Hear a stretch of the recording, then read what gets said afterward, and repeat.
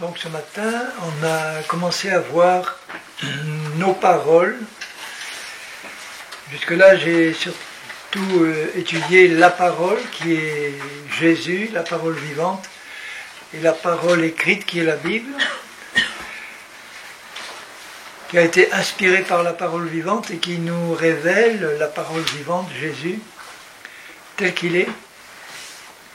Et maintenant, on a commencé à voir nos paroles.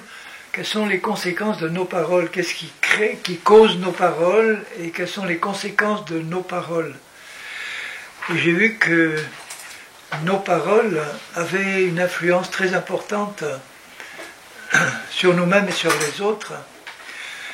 Surtout quand nos paroles sont prononcées avec conviction, avec foi. Elles véhiculent une puissance qui peut être une puissance de vie ou une puissance de mort. Et si nos paroles sont en accord avec la parole de Dieu, si nous croyons en la parole de Dieu sera dans nos cœurs, et à ce moment-là, Jésus dit que de l'abondance de notre cœur, notre bouche va parler. Il faut donc veiller à ce qu'on met dans notre cœur, il faut veiller à ce qu'on croit. Parce que dès qu'on croit à quelque chose, ça descend dans le cœur, ça forme un trésor dans notre cœur, qui peut être un bon trésor si ce sont des bonnes paroles de Dieu, ou un mauvais trésor si ce sont des paroles humaines ou des paroles du diable, des mensonges du diable. Si nous gardons ces choses dans notre corps, ça va sortir par notre bouche, ça va aussi conditionner nos actes, nos actions, puisque nos paroles et nos actes résultent des paroles que nous avons entendues ou que nous avons placées dans notre cœur. Et il est important pour nous chrétiens de méditer cette parole de Dieu pour pouvoir la remplir notre cœur de ces paroles, pouvoir éliminer de notre cœur tout ce qui n'est pas en accord avec la parole de Dieu. Et à ce moment-là, les paroles que nous allons prononcer, ce seront des paroles de vie qui vont donner la vie. J'avais commencé à étudier ce matin le Romains 10, le 10e chapitre de Romains, où Paul enseigne des choses importantes pour nous. Et je vais rappeler le verset 9, Romains 10, 9, où Paul dit: si tu confesses de ta bouche que Jésus est Seigneur, si tu confesses de ta bouche que Jésus est Seigneur, et si tu crois dans ton cœur que Dieu l'a ressuscité des morts, tu seras sauvé. C'est une des façons d'être sauvé. Car c'est en croyant du cœur qu'on parvient à la justice, et c'est en confessant de la bouche qu'on parvient au salut. J'ai expliqué que si tu crois dans ton cœur que Jésus est le Seigneur, cette foi-là dans ton cœur te donne la justice de Dieu. Et si tu confesses de ta bouche qu'il est ressuscité des morts, tu confesses de ta bouche tout ce qui est compris dans le salut que tu as reçu par la foi. Et dans ce salut, il n'y a pas seulement le pardon de nos péchés, il y a aussi tout l'héritage que Christ nous a obtenu par sa mort et sa résurrection, c'est-à-dire non seulement le pardon des péchés, mais la guérison de nos maladies, la délivrance des liens de l'ennemi, la bénédiction dans tous les domaines de notre vie. Elle est comprise dans le salut que Christ nous a obtenu.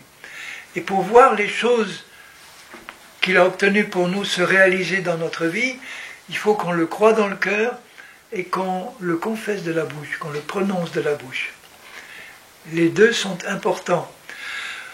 Si on a seulement la foi dans le cœur, mais qu'on ne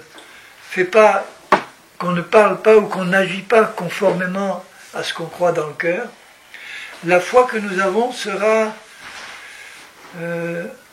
elle sera sans effet, sans action.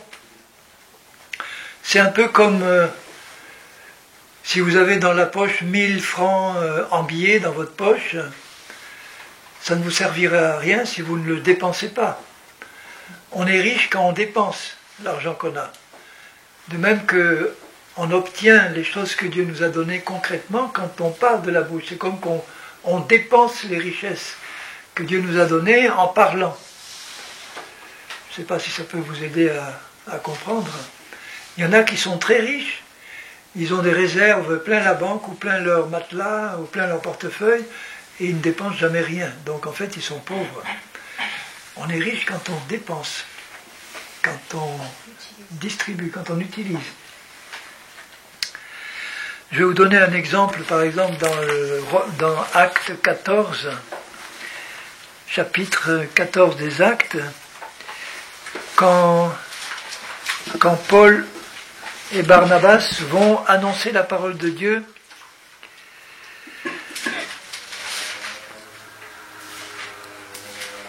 au verset 6,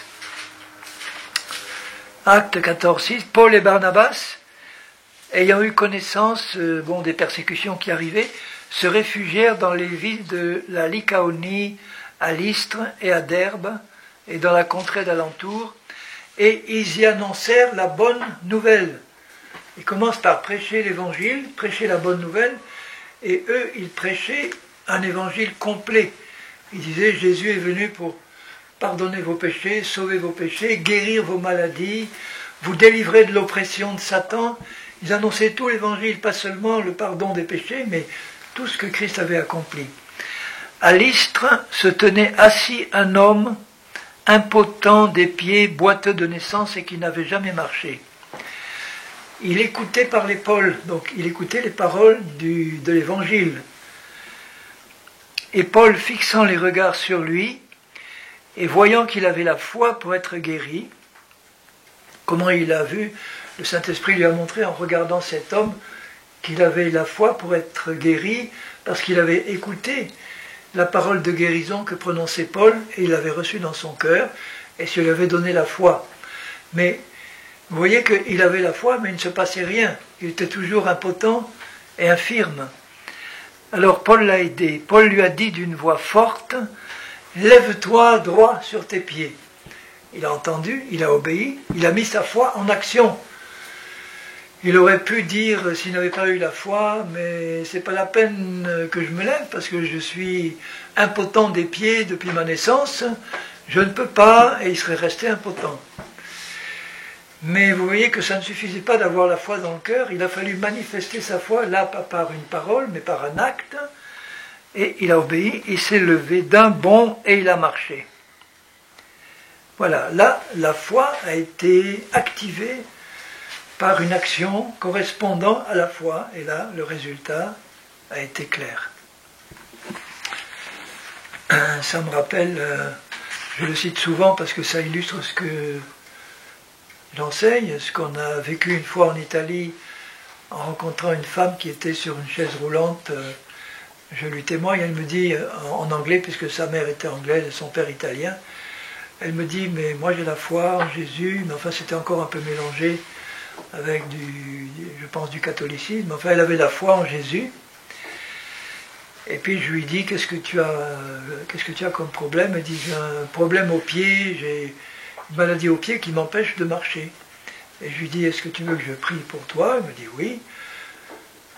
Je pose mes mains sur les pieds, je dis voilà, que tes pieds soient guéris.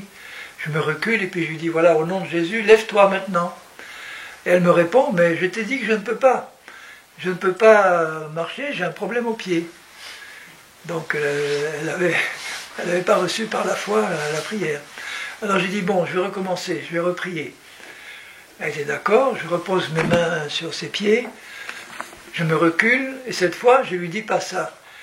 Je fais comme Pierre dans Acte 3, quand il est devant le boiteux à la belle porte, je lui prends la main, et je lui dis maintenant debout. Puis je la tire, et là elle se lève, et elle commence à marcher.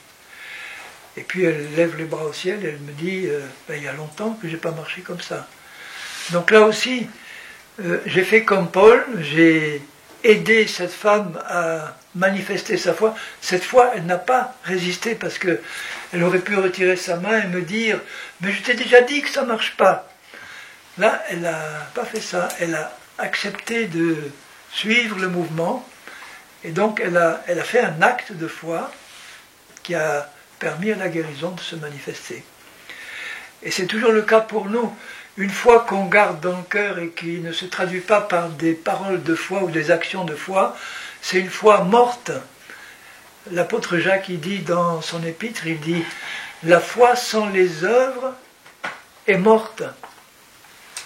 La foi sans une action qui correspond à ta foi, elle est morte. » C'est comme si je prie pour un malade grave, et puis je lui dis, voilà, est-ce que tu veux que je t'impose les mains? Et je lui montre, il est écrit, vous imposerez les mains aux malades et ils seront guéris. Il me dit, oui, j'accepte. Alors je lui impose les mains, et je dis, voilà, au nom de Jésus, sois guéri. Est-ce que tu le crois? Il me dit, oui, je le crois. Voilà, et puis je pars, et puis avant de partir, il dit à sa femme, bon, tu n'oublies pas de prendre rendez-vous pour le médecin pour mon opération, là. Bon, alors là, je vois qu'il y a un problème. La parole qu'il a prononcée ne correspond pas à ce qu'il a dit au départ. Oui, je crois, mais en fait, il n'a pas fait suivre ce qu'il dit d'une action correspondante. Si vraiment il avait eu la foi qu'il dit avoir, il n'aurait pas dit à sa femme, prends rendez-vous pour mon opération. Il a dit, bon, je compte sur le Seigneur et ce qu'on a demandé va se manifester. Maintenant, si je reviens à Romains 10,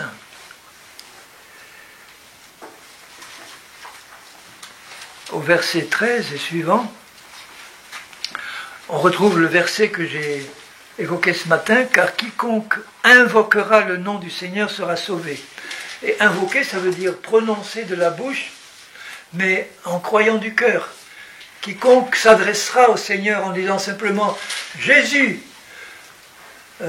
un cri du cœur, il est suffisant pour recevoir le salut. C'est suffisant pour recevoir le salut. C'est pour ça que j'ai confiance que beaucoup, ou en tout cas un certain nombre, qui avaient résisté au Seigneur pendant leur vie, peut-être au dernier moment, au moment de mourir, au dernier moment, ils tournent à l'intérieur de leur cœur vers Jésus, et même dans leur cœur, ils crient à Dieu et ils disent « Jésus ». Jésus, et ça suffit pour qu'il soit sauvé. Alors il ajoute ceci au verset 14, « Comment invoqueront-ils celui en qui ils n'ont pas cru ?» Donc ça prouve que s'ils l'invoquent, c'est qu'ils ont cru dans le cœur.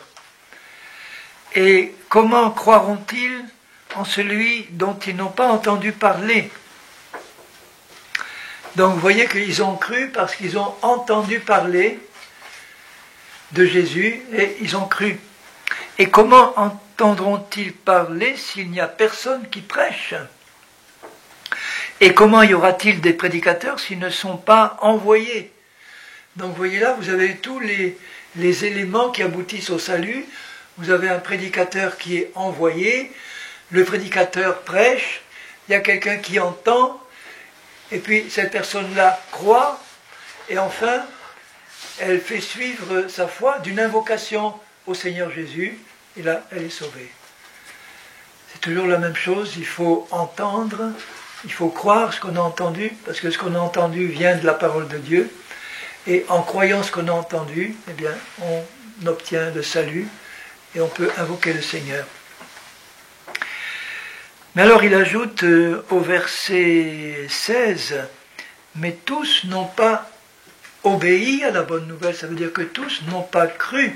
Donc vous voyez, il ne suffit pas qu'il y ait quelqu'un qui est envoyé, il ne suffit pas qu'un prédicateur prêche, il ne suffit pas que quelqu'un entende la prédication, il faut aussi qu'il croie à ce qu'il a entendu, sinon ça ne marche pas.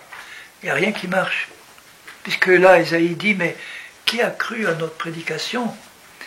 Et il ajoute ainsi la foi vient de ce qu'on entend, à condition que on ait attaché cette foi à ce qu'on a entendu. Puisqu'il y en a qui ont entendu et qui n'ont pas cru. Donc, ce qu'ils ont entendu ne sert à rien. Je recite l'exemple des Hébreux dans le désert, qui ont entendu la parole de Dieu, et ils n'ont pas cru. Et Hébreux 4 nous dit, je le lis, comme ça vous verrez que je ne l'invente pas. Dans Hébreux 4,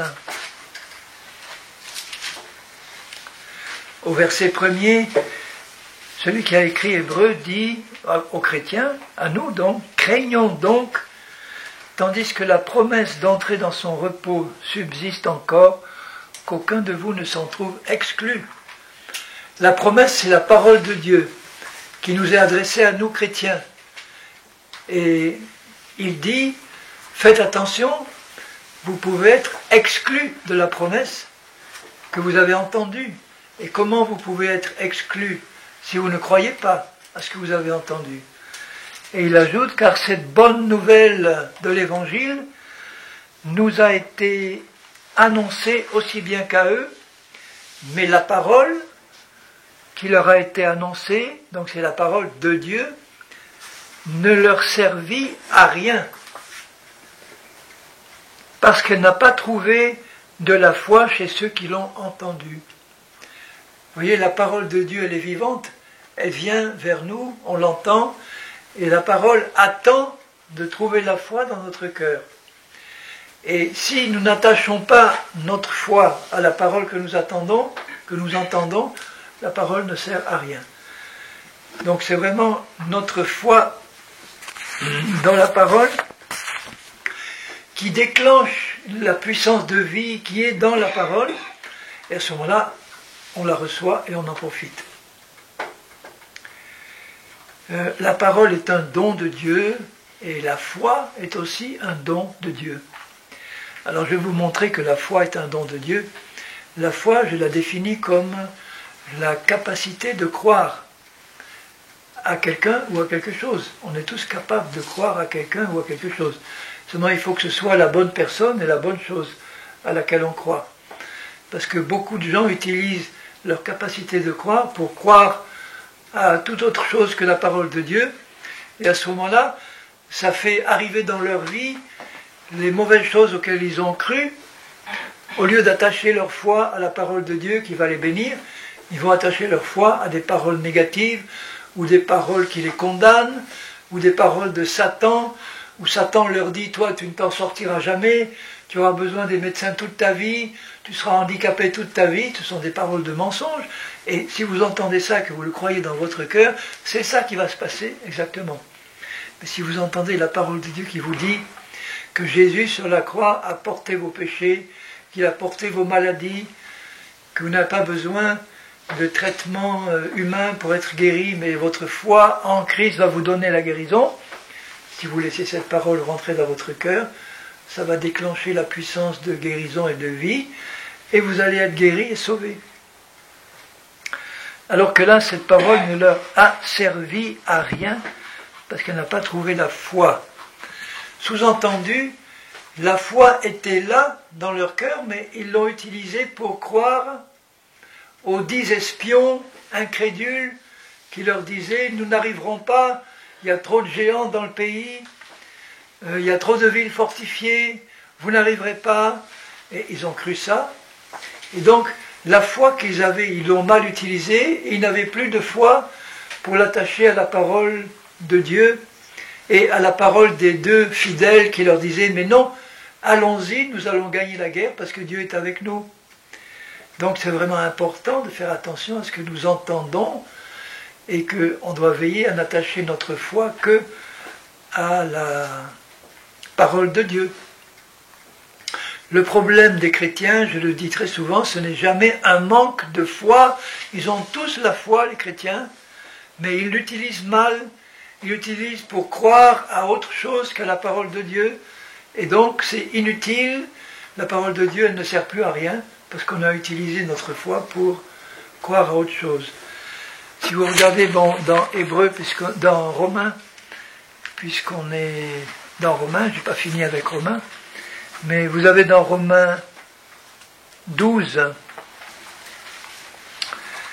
Romains 12 au verset 3, « Par la grâce qui m'a été donnée, je dis à chacun de vous de n'avoir pas de lui-même une trop haute opinion, pas trop haute, mais de revêtir des sentiments modestes selon la mesure de foi que Dieu a départi ou donné à chacun. Donc Dieu a donné à chacun, pas seulement chacun des chrétiens, mais chacun des hommes dans le monde, une mesure de foi. Sinon personne ne pourrait croire. Une mesure de foi que Dieu a donnée à chacun, en particulier à nous chrétiens. Alors cette mesure est appelée à grandir à mesure qu'on avance avec le Seigneur, mais au départ, Dieu nous donne une mesure de foi suffisante pour recevoir son salut et recevoir les premières paroles de salut et de bénédiction qu'il nous donne. Cette mesure, quelle taille elle peut avoir? À mon avis, elle ne doit pas être plus grande qu'un grain de sénévé, un grain de moutarde, qui suffit déjà pour déplacer une montagne. Hein. Mais Dieu nous donne cette capacité de croire, et il faut bien l'utiliser. Cette capacité de croire que Dieu nous donne. Vous avez un autre exemple, par exemple, dans Éphésiens, l'épître aux Éphésiens, au chapitre 2, verset 8, où Paul dit « C'est par la grâce que vous êtes sauvés, par le moyen de la foi. » La grâce nous est venue par Jésus. La loi a été donnée par Moïse, et puis la grâce et la vérité sont venues par Jésus. Donc la grâce, c'est Dieu qui descend à notre niveau, par Jésus. Et la foi qui nous donne aussi, c'est la main spirituelle qui nous permet de prendre ce qui est descendu à mon niveau. Donc si la bouteille que j'ai là devant moi était à 15 mètres de moi, j'aurais beau avoir la foi, je ne pourrais pas saisir quoi que ce soit. Alors que Dieu fait descendre sa grâce devant moi, et là, la foi qu'il m'a donnée, elle peut prendre ce qu'il m'a donné par sa grâce, et je peux me l'approprier. Et il dit, au verset 8 toujours, « Cela ne vient pas de vous, c'est le don de Dieu. » La grâce est un don de Dieu, la foi est un don de Dieu. Et maintenant, il ne faut pas gaspiller cette précieuse foi pour croire à n'importe quoi ou n'importe qui. Il faut nous habituer à arrêter de croire à n'importe qui, n'importe quoi, pour utiliser la précieuse mesure de foi que Dieu nous a donnée pour ne croire que à sa parole. J'emploie souvent un autre exemple simple pour comprendre. Imaginez que cette mesure de foi, elle pèse 1 kilo. C'est une image, hein. Et que vous utilisez 950 grammes de foi pour croire à n'importe quoi, aux mensonges de l'ennemi, aux traditions des hommes, aux chrétiens incrédules. Alors il va vous rester 50 grammes de foi pour croire à la parole de Dieu. Et là Dieu vous dira, homme de peu de foi, non pas parce que vous n'avez pas 1 kilo de foi, vous l'avez la mesure, mais parce que vous avez utilisé un tout petit peu de la mesure que je t'ai donnée pour croire à ma parole. Quand Jésus dit « homme de peu de foi », c'est toujours sous-entendu « homme de peu de foi en moi », « homme de peu de foi en ma parole ». Et le reste de ta foi, tu l'as utilisé pour croire à ce que Satan te dit. Donc si je crois à ce que Satan me dit, je vais être incrédule par rapport à la parole de Dieu. Et si je crois à ce que Dieu me dit, je vais être incrédule par rapport à ce que Satan me dit. Je vais arrêter de croire à ce que Satan me dit. Alors Satan va arriver devant moi, il va dire, mais pourquoi tu es incrédule maintenant par rapport à ma parole? Eh bien je lui dis, parce que maintenant j'ai décidé de ne pas croire à ce que tu me dis, et j'ai décidé d'avoir la foi, d'utiliser ma foi pour croire à ce que Dieu dit. Et si Dieu me dit, mais pourquoi tu es incrédule par rapport à ma parole? Alors je lui dirai, Seigneur, parce que j'ai utilisé ma foi pour croire à ce que Satan me dit. Vous comprenez? Donc nous, chrétiens, nous devons utiliser toute la foi que Dieu nous donne, toute la capacité de croire, pour croire à cette parole seulement. On devrait dire, quand on lit la Bible, on devrait dire tout simplement, alors c'est écrit, je le crois, ça suffit. J'ai besoin de rien d'autre. C'est écrit, je le crois, donc je l'ai compris, ça suffit. À partir du moment où je crois à ce qui est écrit, ça va s'accomplir, que je le crois vraiment, sans douter dans le cœur. Sans douter dans le cœur. Et on peut avoir dans le cœur un mélange de foi et de doute. Ça arrive. Vous vous rappelez l'homme qui avait amené son fils à Jésus, un fils qui se roulait par terre en écumant et un démon le jetait dans le feu et dans l'eau. Et quand Jésus descend de la montagne avec ses 3 disciples, l'homme lui dit, mais si tu peux faire quelque chose, fais-le. Et Jésus lui répond, mais si tu peux croire, toi, si tu peux croire, toi, rien d'impossible à celui qui croit. Et l'homme ajoute, je crois, mais viens en aide à mon incrédulité. Donc il croyait, mais en même temps il doutait. Il était là entre les deux. Oui, il croyait, mais il y avait encore des doutes. Ça vous arrive, ça, aussi hein? Oui, ça arrive. Qu'on peut croire, mais il y a encore des doutes. Mais quand même, ça a suffi pour que Jésus chasse le démon. Viens en aide à mon incrédulité. Aide-moi, Seigneur. Je reconnais qu'il y a encore de l'incrédulité. Et l'incrédulité de ce papa était causée parce qu'il voyait son fils se rouler devant lui en écumant, en bavant. C'était une crise sûrement d'épilepsie. Et c'est très impressionnant, une crise d'épilepsie. J'en ai vu en Afrique, c'est impressionnant de voir une crise d'épilepsie aiguë. Et donc devant cette crise impressionnante-là, le père commençait à s'inquiéter et à douter. Et on peut le comprendre. Mais en même temps, il savait que Jésus pouvait faire quelque chose. Donc il lui dit, je crois en toi, mais j'ai encore de l'incrédulité. Aide-moi, Seigneur. Et Jésus l'a aidé. On peut faire pareil. On peut dire, quand on sent des doutes et de l'incrédulité, Seigneur, aide-moi. Aide-moi, j'ai un combat dans mon cœur entre la foi et le doute. Je crois en ta parole, mais il y a un mais là quelque part. Et souvent l'incrédulité est causée par... alors je ne parle pas de l'incrédulité causée par l'ignorance. Si on ne connaît pas du tout la parole, c'est sûr qu'on ne peut pas avoir la foi dans la parole, on est incrédule. Et puis il y a une autre incrédulité qui est causée par des fausses doctrines. On m'a appris des choses qui ne sont pas vraies, et si je les crois, évidemment, je vais être incrédule par rapport à la vérité de la parole. Et il y a une autre forme d'incrédulité qui est causée par les choses visibles, les choses que je vois et qui sont impressionnantes. Par exemple, quand Pierre marchait sur l'eau, quand il a osé dire à Jésus, il a vu Jésus marcher sur l'eau et il dit, Seigneur, si c'est toi, il croyait que c'était un fantôme, si c'est toi, ordonne que je vienne sur toi en marchant sur l'eau. Et Jésus le regarde et lui dit, viens. Donc ça c'est une parole de Dieu, viens. Et Pierre a cru en cette parole, mais il a mis sa foi en action, il a enjambé le bastingage, il a posé les pieds sur l'eau et il a marché. Je crois que c'est le seul homme dans la Bible qui nous est mentionné, à part Jésus, qui a marché sur l'eau. Donc il avait la foi dans cette parole de Jésus, et tant qu'il regardait à Jésus, et qu'il n'a pas oublié sa parole, il a marché sur l'eau. Et à un moment donné, il a quitté Jésus des yeux, il a regardé la tempête qui soufflait, les vagues, et il est dit, il eut peur. Et là, il a commencé à couler. Il a crié à Jésus, qu'il a relevé aussitôt, qui après lui a fait un reproche. Il lui a dit, mais homme de peu de foi, pourquoi tu as douté? Mais il a quand même relevé avant de lui faire le reproche. Et puis, donc, ils sont rentrés sur le bateau en marchant sur l'eau tous les deux à nouveau.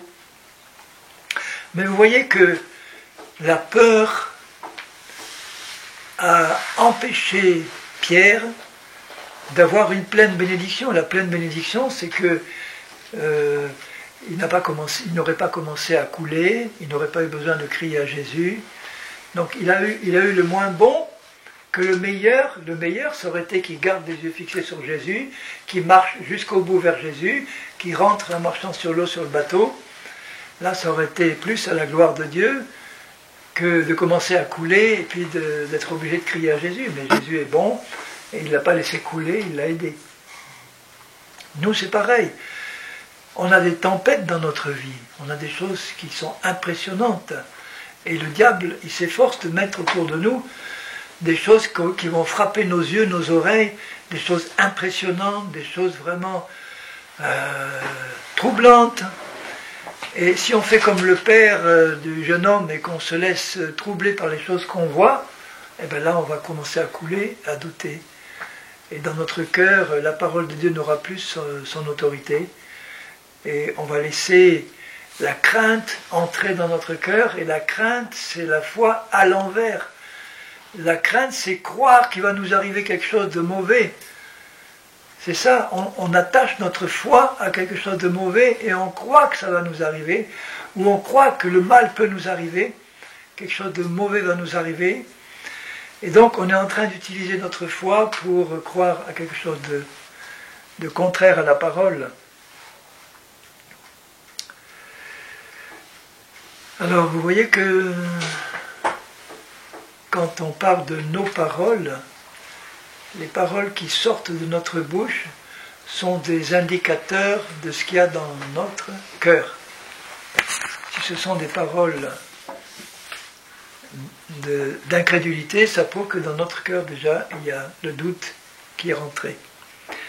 Alors je reviens à Ésaïe.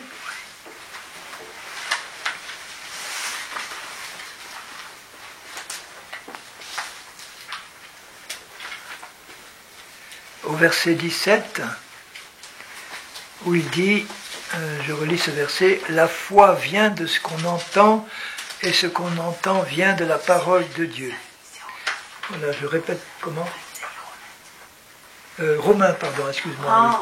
Qu'est-ce que j'ai dit non, pardon. Romains 10, 17. Excusez-moi, heureusement que j'ai quelqu'un qui me surveille, qui me corrige. Non, j'étais en train de chercher. Oui. Romains 10, verset 17. La foi vient de ce qu'on entend, et ce qu'on entend vient de la parole de Dieu. En fait, on devrait le comprendre comme ça. La foi dans la parole de Dieu vient de ce qu'on entend quand ce qu'on entend vient de la parole de Dieu. La foi dans la parole de Dieu et vient quand ce qu'on entend est conforme à la parole de Dieu. Alors si je sais que ce que j'entends est conforme à la parole de Dieu, que c'est Dieu qui me parle et que je l'entends, là je peux attacher ma foi à cette parole, et là je peux dire, la foi en la parole vient de ce que j'ai entendu, parce que ce que j'ai entendu est conforme à la parole de Dieu. Mais c'est la même chose pour la parole de Satan. Je pourrais dire que l'incrédulité vient de ce que j'entends, quand ce que j'entends vient de la parole de Satan. L'incrédulité par rapport à la parole de Dieu. Ou bien je peux dire aussi, la foi dans la parole de Satan vient quand ce que j'entends vient de la parole de Satan, et que je le crois. Vous comprenez? C'est pas difficile à comprendre, hein? Donc quelqu'un qui me dit, moi je manque de foi, je lui dis, non, tu te trompes, tu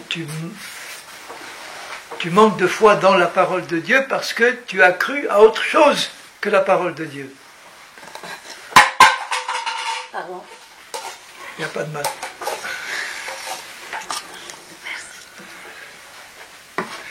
Quelqu'un qui est athée, normalement un athée ne croit pas en Dieu. Hein. Alors un athée va me dire, moi je suis certain qu'il n'y a pas de Dieu. Je suis convaincu que Dieu n'existe pas. Je lui ai dit, mais tu es en train de manifester la foi, parce que la définition de la foi, c'est une ferme conviction, une assurance. Et là, tu es en train de montrer que toute la belle foi que Dieu t'a donnée, tu l'utilises pour croire à un mensonge. Je ne crois pas que Dieu existe. Je crois que Dieu n'existe pas. Bon, ben voilà. Il a la foi, mais dans son mensonge, et pas en Dieu.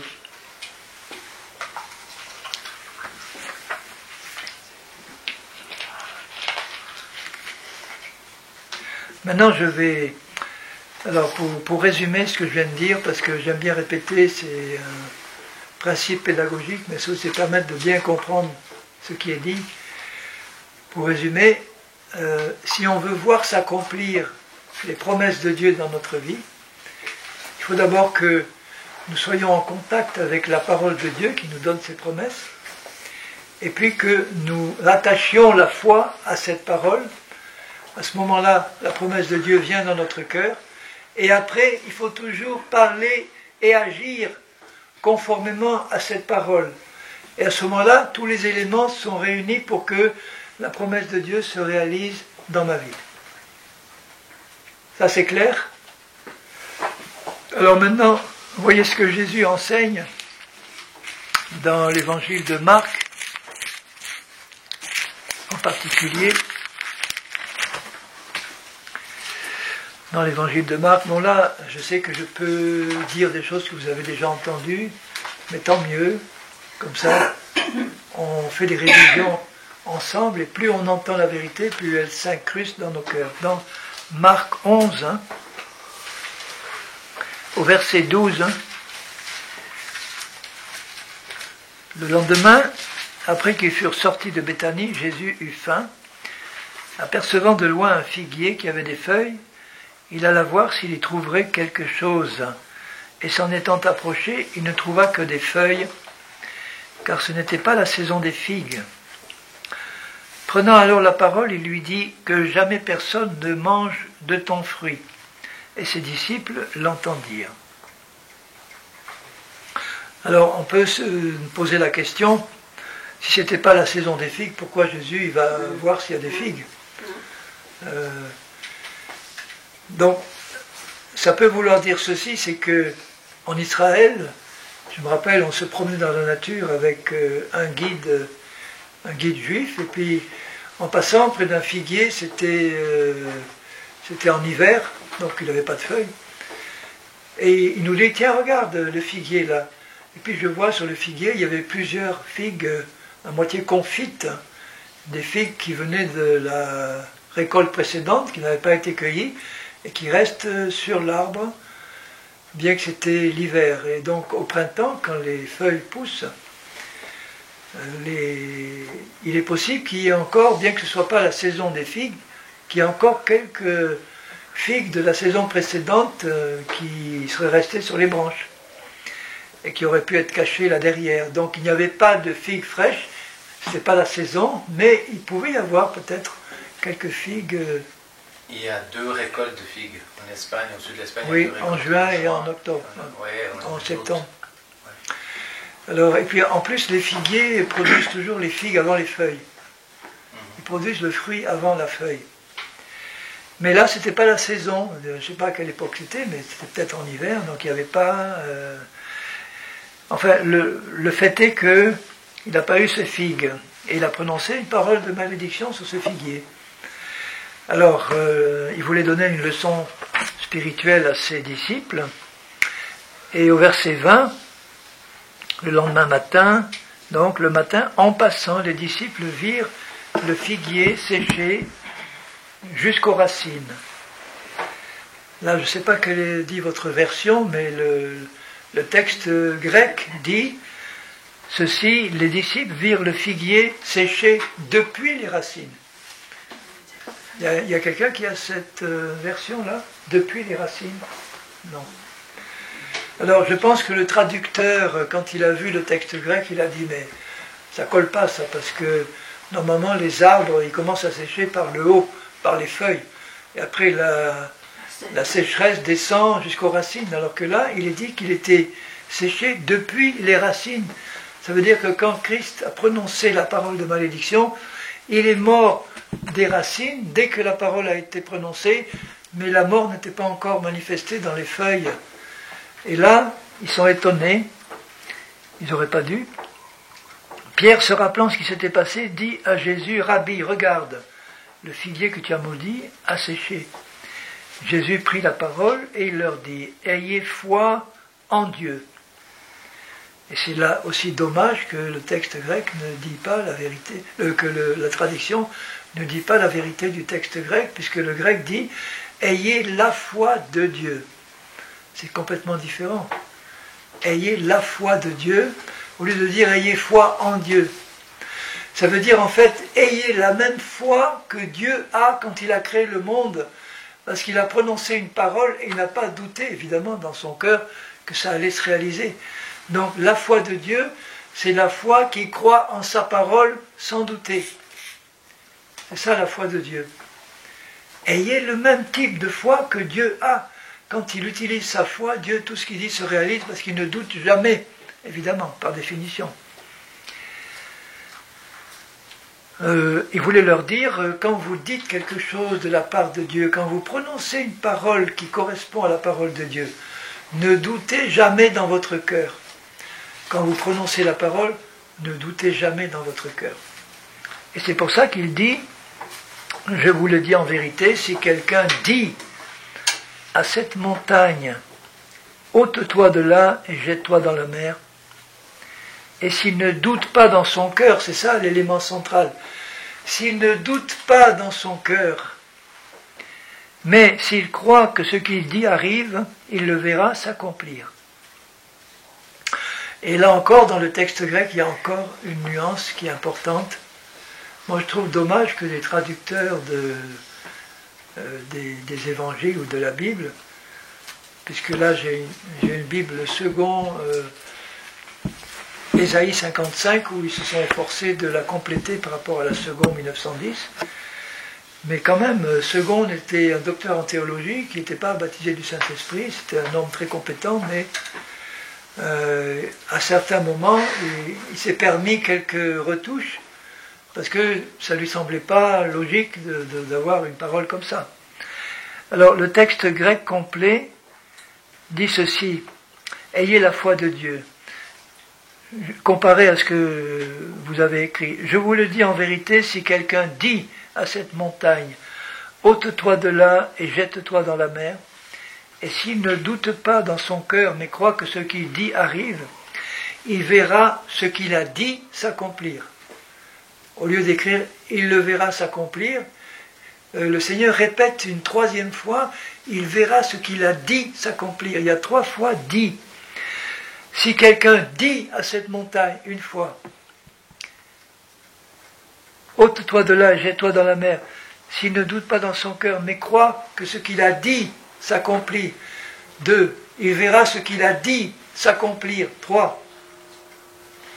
Vous voyez l'importance de dire les choses quand on les croit. Il y a une fois croire dans le cœur sans douter, et 3 fois ce qu'il a dit s'accomplira. Ça veut dire que le Seigneur, il attache une très grande importance à nos paroles. Quand on croit dans le cœur, il faut que nous le disions et que nous le répétions, et que nous le répétions. Pas comme une technique parce qu'il faut le répéter, mais parce qu'on croit dans le cœur et on a besoin de le proclamer avec foi. Et à ce moment-là, il ajoute aussi au verset 24, « C'est pourquoi je vous dis, tout ce que vous demanderez en priant », et le verbe « demander » en grec, il a 2 sens. Le premier sens, c'est demander à Dieu dans la prière.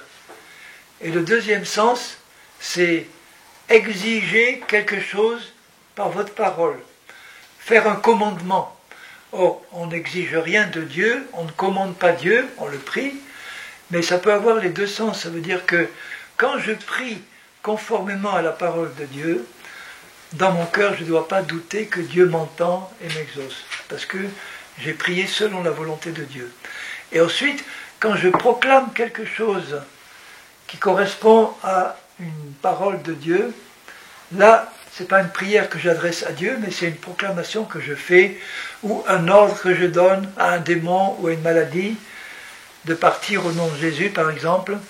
Et là, à ce moment-là, si je ne doute pas dans le cœur, mais que je crois que ce que je dis arrive, je le verrai s'accomplir. Et il ajoute donc, je le relis, « Tout ce que vous demanderez en priant, croyez que vous l'avez reçu et vous le verrez s'accomplir. » Le texte grec dit ceci, « Croyez que vous le recevez quand vous priez et vous l'aurez. » Croyez que vous le recevez et vous l'aurez.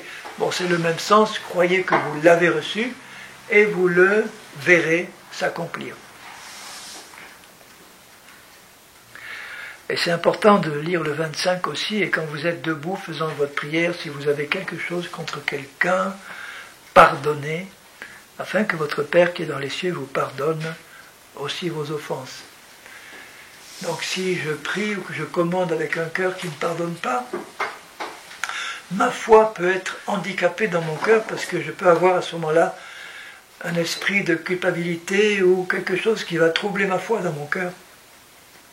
Alors que si j'ai pardonné à tous ceux qui m'ont fait du mal, ma conscience est tranquille, mon cœur est en paix, et à ce moment-là, je ne serai pas troublé dans la foi que j'ai par rapport à la parole de Dieu. À ce sujet, je vais relire avec vous dans la première épître de Jean, première épître de Jean, au chapitre 3, et au verset 18. 1 Jean 3, 18. Petits enfants, n'aimons pas en parole et avec la langue seulement, mais en action et avec vérité. C'est un peu la même chose que de dire la foi sans les œuvres, elle est morte. L'amour sans une action qui correspond à cet amour, il est mort aussi. Si j'aime ma femme, je vais lui dire que je l'aime. Et je vais faire des choses qui prouvent que je l'aime. Si j'aime mes frères et sœurs, je vais le dire et je vais faire des choses qui correspondent à cet amour-là. Et par là, nous connaîtrons que nous sommes de la vérité et nous rassurerons nos cœurs devant Dieu. Quand on aime et qu'on parle et qu'on agit selon l'amour, nos cœurs sont rassurés. Nos cœurs sont rassurés. Et si notre cœur nous condamne, Dieu est plus grand que notre cœur et il connaît toutes choses. Ça veut dire ceci, que notre cœur peut nous condamner justement parce qu'on n'a pas fait quelque chose qu'on aurait dû faire ou on a fait quelque chose qu'on n'aurait pas dû faire. Notre cœur nous condamne. Mais parfois notre cœur nous condamne à tort. Parce qu'on a un esprit de culpabilité, de condamnation qui n'est pas juste. Et on est condamné à tort. Mais Dieu est plus grand que notre cœur. Et il peut nous révéler si l'esprit de condamnation, de culpabilité, il n'a pas de raison d'être.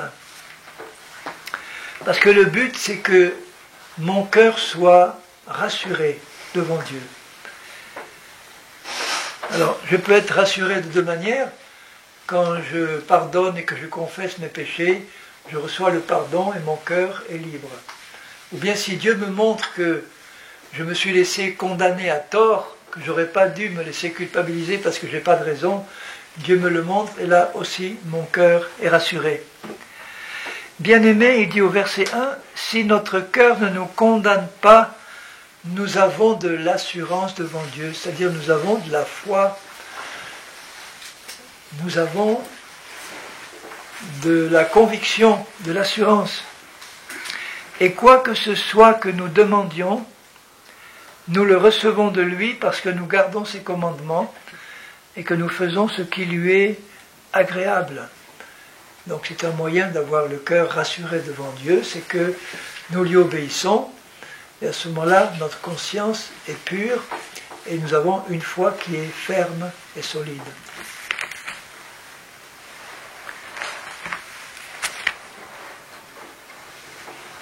Alors ça me permet de passer au 11e chapitre de l'Épître aux Hébreux, dans Hébreux 11. L'auteur, on ne sait pas si c'est Paul, mais en tout cas l'auteur dit « La foi est une ferme assurance des choses qu'on espère et une démonstration de celles qu'on ne voit pas. » Sous-entendu toujours la foi en Dieu, la foi en sa parole, est une ferme assurance ou une totale certitude totale certitude des choses qu'on espère. Ça veut dire que la vraie foi, c'est que ce que j'espère, j'ai une totale certitude que je le verrai. Quand on espère quelque chose, on ne le voit pas encore.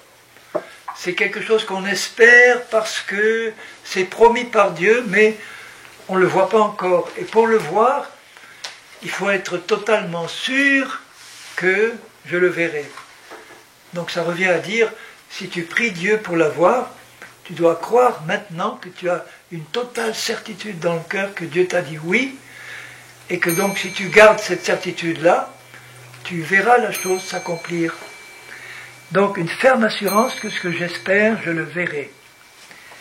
Une démonstration par A plus B que je possède maintenant ce que je ne vois pas encore, mais qui m'est promis par Dieu. C'est pour ça que Dieu dit dans 1 Corinthiens 13, à la fin, il y a 3 choses qui demeurent, la foi, l'espérance et l'amour, que la plus grande de ces choses c'est l'amour, mais il parle de la foi et de l'espérance. Donc l'espérance n'est pas la foi, et la foi n'est pas l'espérance. Il y a beaucoup de chrétiens qui espèrent recevoir quelque chose de Dieu. Mais s'ils espèrent seulement, ils ne le recevront jamais. Parce que l'espérance, c'est seulement le début de la foi. L'espérance, c'est quelque chose de futur qui nous est annoncé par Dieu, qu'on ne voit pas encore, qui n'est pas encore manifesté. Et pour que ce soit manifesté, il ne faut pas rester au niveau de l'espérance. J'espère que ça va arriver un jour, ça n'arrivera jamais. Mais si je vais au bout et que je dis maintenant, ce que j'espère, je suis sûr que je le verrai, parce que maintenant, je sais que je l'ai déjà reçu, avant de le voir, à ce moment-là, je le verrai s'accomplir. Ça, c'est les lois spirituelles que Dieu a établies dans sa parole. De même qu'il y a des lois dans le monde matériel, la loi de la gravité, des lois physiques et chimiques, Dieu a établi des lois sur le plan spirituel. Par exemple, une loi que tout le monde connaît, c'est que le salaire du péché, c'est la mort. Voilà, c'est une loi. Dieu n'a pas besoin, chaque fois que je pêche, d'être là pour me juger ou me faire abattre la mort sur moi. Il a établi une loi et il laisse la loi fonctionner toute seule. Mais le don gratuit de Dieu, c'est la vie éternelle en Jésus-Christ, c'est aussi une loi. La loi de la foi, c'est une loi que Dieu a établie. Si je crois dans mon cœur la parole de mon Dieu, et puis si je le confesse de ma bouche, ou si j'agis conformément à ce que je crois, la loi de Dieu, c'est que je verrai toujours s'accomplir ce que j'ai cru qui m'a été annoncé par Dieu.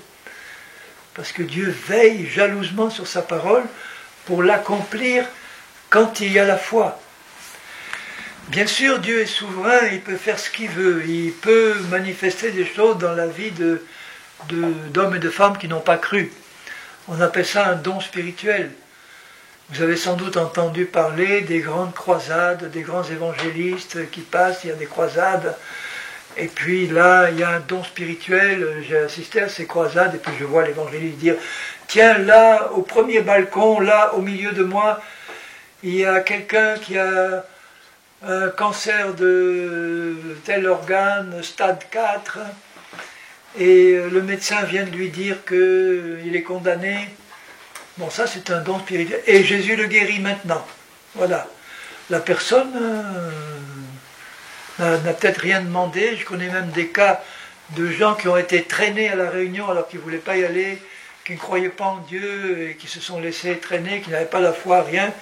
Et puis ils reçoivent là une guérison surnaturelle qui est donnée par Dieu souverainement parce que Dieu l'a décidé comme ça. Mais ça c'est exceptionnel. Alors si les chrétiens vont dans des réunions comme ça en espérant recevoir une guérison, ils peuvent, mais ce n'est pas garanti du tout. Ça peut arriver ou pas. C'est un don spirituel. Tandis que la foi en la parole de Dieu, ça marche tout le temps. Donc au lieu d'attendre quelque chose de surnaturel qui est rare, un don qui est donné à l'un et pas à l'autre, eh bien attachons notre foi à la parole de Dieu. Sachons développer une foi ferme sans douter, c'est-à-dire éliminer de notre cœur les craintes, les doutes qui vont empêcher ce que j'attends de Dieu de se manifester. Et puis, veillons sur notre foi pour voir si nous avons vraiment dans le cœur une totale certitude que nous avons reçu maintenant ce que nous avons demandé. Là, il faut être honnête avec Dieu, parce que je sais pour ma part quand j'ai dans mon cœur une totale certitude, et puis quand il y a des doutes encore qui viennent, et contre lesquels il faut que je lutte. Hein, je ne suis pas une exception, tout le monde a ça. Hein. Mais je sais aussi quand dans mon cœur, j'ai une totale certitude, parce qu'il y a une paix, mais une paix totale, il n'y a pas une question que ce n'est pas obtenu, c'est clair et net. Alors il y en a qui me disent, oui, pourquoi tu n'as pas cette assurance tout le temps? Pourquoi tu n'as pas cette paix tout le temps? Ben oui, parce que je ne suis pas arrivé à la perfection. Il y a des moments où j'ai eu cette paix pendant un temps, et puis il y a eu des doutes qui sont venus, il a fallu lutter contre. Ou bien là, j'ai jamais eu la paix, et puis j'ai eu les doutes tout le temps. Mais des moments où j'avais une paix totale, une ferme certitude. Totale certitude. Jésus avait une totale certitude dans tout ce qu'il demandait, tout ce qui se faisait. Il n'avait pas une ombre de doute, d'incrédulité. Et nous sommes appelés à développer cette foi de Dieu en nous. Et comment la développer? Eh bien, en prenant l'habitude, d'une part, de méditer encore une fois la parole pour connaître toutes les promesses de Dieu et toutes les choses qui sont déjà accomplies par Dieu pour nous. Parce qu'il y a une différence entre une promesse future et une chose qui est déjà accomplie. Tout ce que Christ a accompli à la croix, c'est déjà accompli. C'est fait, c'est acquis, c'est pour nous maintenant, ça nous appartient maintenant. On n'a pas besoin de prier Dieu pour nous le donner, c'est à notre disposition, il suffit qu'on se serve et qu'on dise merci. Donc à la limite, on n'a pas besoin de prier Dieu pour qu'il nous donne une guérison. On a besoin de réaliser que c'est acquis, c'est à notre disposition, on le prend et on dit merci Seigneur. On n'a pas besoin de prier Dieu pour être sauvé. On réalise que Jésus nous a sauvés, on se repent de nos péchés et on prend le salut qui nous est donné parce qu'on sait que Dieu veut le donner, que c'est acquis. Et on remercie le Seigneur. Tout ce que Christ nous a acquis, ça nous appartient maintenant et Dieu veut le manifester maintenant dans notre vie, pas demain, pas plus tard. Alors qu'il y a d'autres choses qui sont des promesses futures qui vont se réaliser et on a besoin de les croire aussi.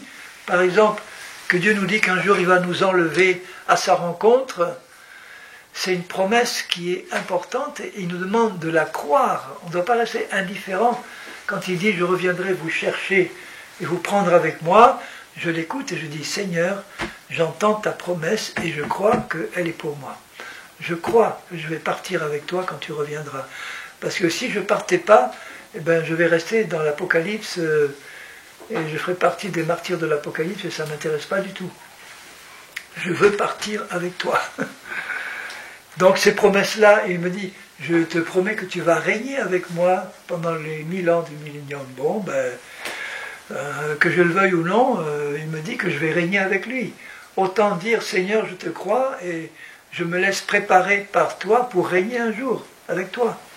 Il me dit qu'un jour, la Jérusalem céleste va descendre sur la nouvelle terre, qu'il y aura une nouvelle terre, déjà, il le promet, je le crois, que sur cette nouvelle terre, il n'y aura plus la mer. Alors tant pis pour les marins ou ceux qui aiment la mer. Vous, les Suisses, vous n'êtes pas concernés. Mais il y aura des lacs, il y aura des rivières, il y aura, bien qu'il y ait une marine suisse, ça existe aussi, mais bon, il y aura des lacs, des rivières, et peut-être de grands lacs qui ressembleront à la mer.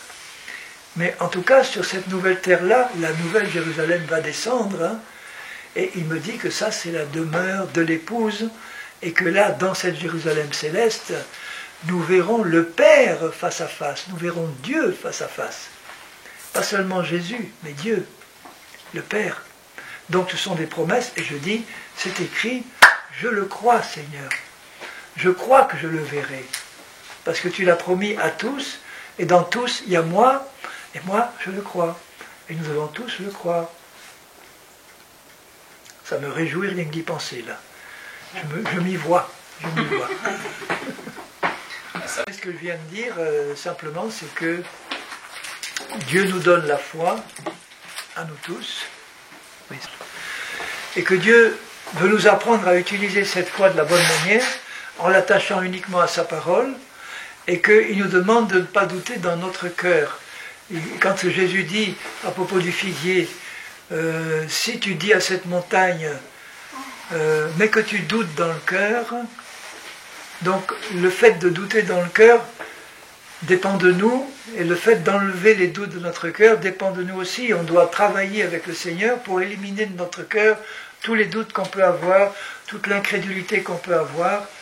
Et ça ne peut se faire qu'en méditant la parole et en ayant un cœur obéissant pour obéir à cette parole. À ce moment-là, plus on va méditer cette parole, plus on va éliminer dans notre cœur les mensonges qui y sont encore, et à ce moment-là, la foi dans la vérité va grandir, et nous allons voir s'accomplir ce que nous avons demandé au Seigneur. Donc par nos paroles, les paroles qui sortent de notre bouche ont plusieurs fonctions, et les fonctions, je vais plutôt les étudier ce soir que maintenant, parce qu'il est l'heure de s'arrêter pour cette séance. Ce que je dirais ce soir, c'est que nos paroles ont plusieurs effets sur lesquels nous devons veiller.